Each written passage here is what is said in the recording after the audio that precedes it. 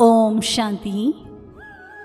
श्रीमद् भगवद गीता के चौथे अध्याय का नाम ज्ञान कर्म संन्यास योग है।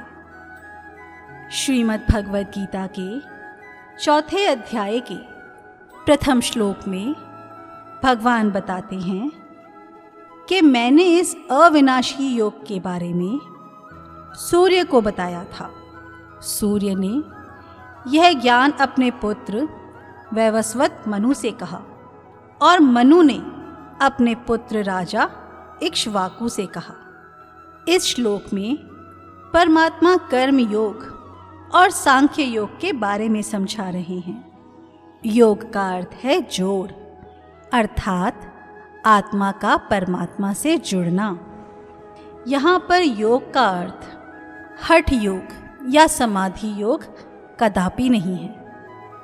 चौथे अध्याय के दूसरे श्लोक में परमात्मा कहते हैं कि हे अर्जुन, इस प्रकार परंपरा से प्राप्त इस योग को राजर्षियों ने जाना, किंतु उसके बाद वह योग बहुत काल से इस पृथ्वी लोक में लुप्त प्राय हो गया।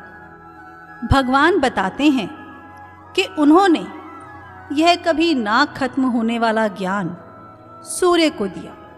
सूर्य ने अपने पुत्र मनु को और मनु ने फिर आगे अपने पुत्र को दिया। इस प्रकार यही परंपरा चलती रही और राजा लोग इस ज्ञान को धारण करते आए। लेकिन जैसे जैसे लोगों में भोगों की आसक्ति बढ़ने लगी, वैसे वैसे इस कर्म योग की कल्याणमयी परंपरा भी नष्ट होती चली गई। साथियों, पहले सभी गीता पाठ करते थे, किंतु बहुत समय से गीता का पाठ पढ़ने वाले और गीता ज्ञान को धारण करने वाले लोगों का इस लोक में पहले से अभाव हो गया है। साथियों, यह गीता ज्ञान स्वयं परम पिता परमात्मा द्वारा दिया गया अविनाशी ज्ञान है। इसलिए जीवन में तरक्की के मार्ग पर अग्रसर होने के लिए हमें इस गीता ज्ञान को अवश्य ही पढ़ना, सुनना और धारण करना चाहिए। ओम शांति।